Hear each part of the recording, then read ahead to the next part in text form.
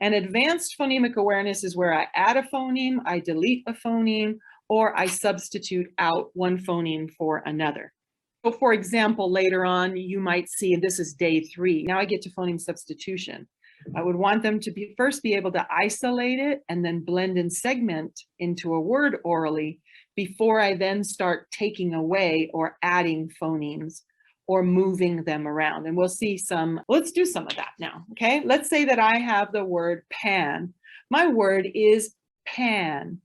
Boys and girls, my word is pan. I fry the egg in a pan.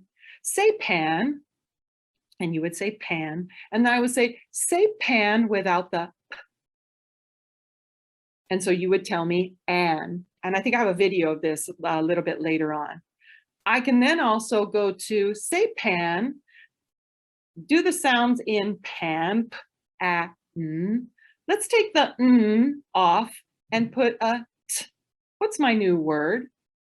So there we see that we are substituting out one phoneme for another. We can delete a phoneme like we did before. We can add a phoneme on there, okay? So my word is pan, pan. I want you to say the word pan. Add t to the end of the word pan. What's my new word? Pant, okay?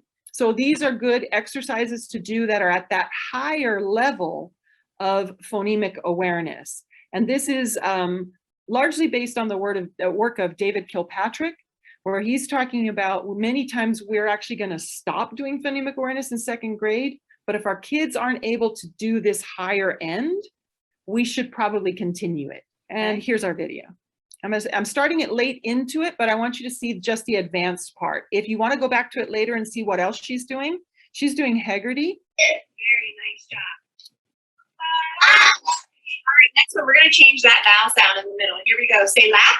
Laugh. Change a to oo. Blue. Say blame. Blame. Change a to oo. Blue. Very nice job. Say kick. Kick. Change it to Say step. Step. Change to oo. Shoe. Very nice job. Say tail. Tail. Change a to oo. Tool. Very nice job. Keeping that elephant lip at the end. Say leak. Leak. Change e to look. Say foil.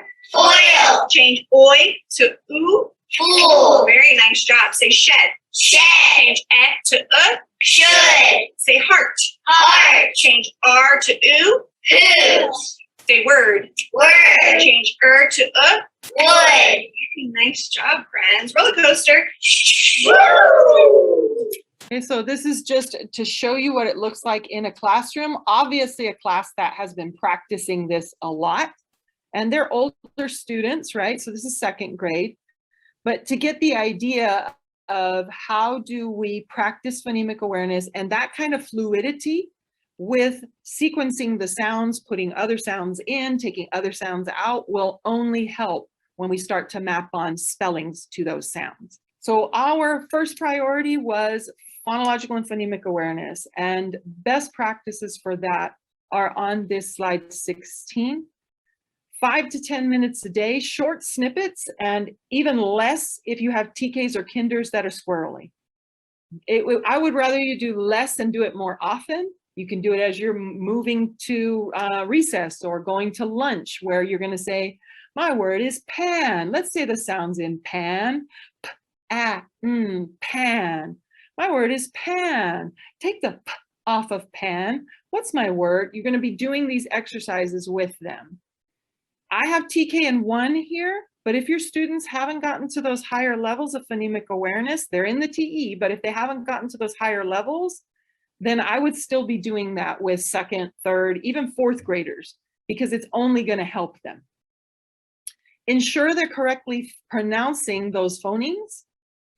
Give additional support in small group based on the data that you're seeing when you have the kids close to you and they're articulating the phonemes. Focus only on the sound, no print yet. We're going to move into print when we go to phonics. PA is phonemic awareness, so use that phonemic awareness hierarchy for your sequence of isolating all the way up into manipulation of phonemes. And then make sure you're teaching the advanced levels, right? So that kids really get good at playing with the sounds in words. On this slide, there's also several different assessments you can use. That's not an exhaustive list. There's also Yop Singer. There's lots of different assessments you can use, but I did link Dibbles and PASS. So if you wanted to take a look, maybe you don't have one. Most of your materials have exhaustive phonemic awareness assessments in them. So you can just go to them and go ahead and see what's in there for phonemic awareness. Just a word about Spanish, because, and I won't say this in Spanish, but conciencia fonológica is phonological awareness. And in Spanish, we still learn to read the same way we learn in English. Our brain still learns to read the same way, but instruction can look different because Spanish is so orthographically transparent. That means it's consistent. The vowels a, e, I, o, u always say a, e, I, o, u. And so there's not as much variability. When I look at a syllable, it's going to constantly be ma, me, mi, mo, mu, ta, te, ti, to, tu. And therefore, I can teach students at the syllable level sooner. Okay? They're still looking, if they see ma, they might say ma right away, but their brain is still looking at the and the ah. But because it's not going to change, ma is always going to be ma, I can then teach kids how to read syllable by syllable instead of phoneme by phoneme. And I do the same kind of exercises. I do syllable segmentation. I do isolating syllables. I do manipulation of syllables the same way, but I do it at the syllable level in Spanish. There's more resources for Spanish and lectura para destrezas fundamentales for those of you that are in dual language. It's linked on this Padlet, which is on slide 18.